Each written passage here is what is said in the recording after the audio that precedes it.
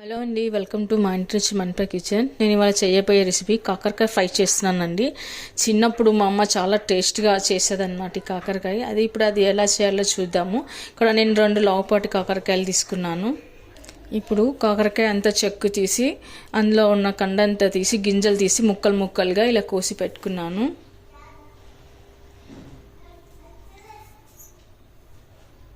ఇప్పుడు ఇలా కట్ చేసి పెట్టిన కాకరకాయ ముక్కల్ని మనం ఇప్పుడు ఒక బౌల్లోకి వేసుకుందాము. అదేవిధంగా ఇప్పుడు కొద్దిగా సాల్ట్ కూడా వేసుకుందాము. ఇప్పుడు మనం సాల్ట్ వేసుకున్న తర్వాత బాగా ఒకసారి మొత్తం బాగా ఇలా కలుపుకొని పెట్టుకుందాము.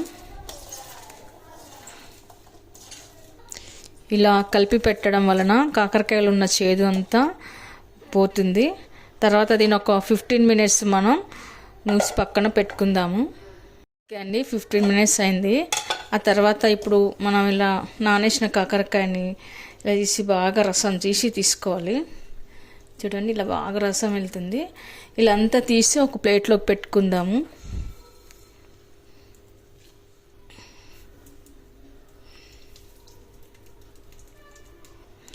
ఇలా కొంతవరకు చేదు పోతుందన్నమాట.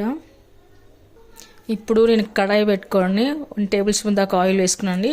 దాంట్లో కొద్దిగా మినపగుళ్ళు వేసుకుందాము. తర్వాత కొద్దిగా జీలకర్ర కూడా వేసుకుందాము. తర్వాత ఇప్పుడు సన్నగా కట్ చేసి పెట్టుకున్న ఆనియన్ ముక్కలు కూడా వేసుకుందాము. తర్వాత కరివేపాకు కూడా వేసుకుందాము. కొద్దిగా పసుపు వేసుకుందాము. అలానే కొద్దిగా సాల్ట్ కూడా వేసుకుందాము. ఆ తర్వాత ఆనియన్ ఎర్రబడ్డాక కట్ చేసి తీసి పెట్టుకున్న కాకరకాయ ముక్కలు కూడా వేసుకుందాము. వేసాక ఒకసారి కలిపి పెట్టుకుందాము. ఆ తర్వాత ఇప్పుడు మీడియం ఫ్లేమ్ మీద ఒక 5 మినిట్స్ మగ్గించుకుందాము. మినిట్స్ తర్వాత ఇందులో ఇప్పుడు కొద్దిగా కారం, రెడ్ చిల్లీ పౌడర్ వేసుకుందాము. తర్వాత కొద్దిగా సాల్ట్ వేసుకుందాం. ఇందాక వేసుకున్నాం కదా, ఇప్పుడు చూసి తగినంత వేసుకుందాము. తర్వాత ఇప్పుడు కొద్దిగా ధనియాల పొడి కూడా వేసుకుందాము. ఇవన్నీ వేసుకున్నాక ఒకసారి బాగా కలిపి పెట్టుకుందాము. ఇలా అంతా కలిపి పెట్టుకున్న తర్వాత కొద్దిగా వాటర్ వేసుకుందాము, అడుగంటకుండా ఉంటుంది. ఆ తర్వాత ఇప్పుడు బెల్లం వేసుకుందాము. వేసాక బాగా కలుపుకుందాము. ఇప్పుడు ఇంకో 2 మినిట్స్ మగ్గించుకోవాలండి.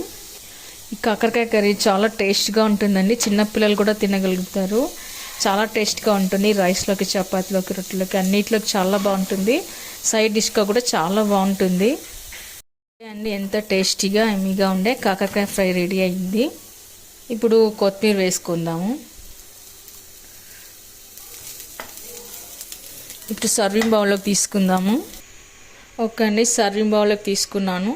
చాలా టేస్ట్గా చాలా బాగా వచ్చింది. చూడండి, ఇమ్యూనిటీని పెంచే శక్తి దీనికి ఉంది. షుగర్ వాళ్ళు తింటే చాలా మంచిదండి. ఇది వారానికి ఒకసారి తింటే షుగర్ కంట్రోల్ అవుతుంది. ఈ కర్రీ రోస్టీలోకి, రైస్లోకి, చపాతీలోకి చాలా బాగుంటుంది. మీరు కూడా ట్రై చేయండి. మీకు ఎలా కుదిరిందో కామెంట్స్లో పెట్టండి. లైక్ చేయండి, షేర్ చేయండి. తప్పకుండా మన ఛానల్ని సబ్స్క్రైబ్ చేయండి. Thank you for watching.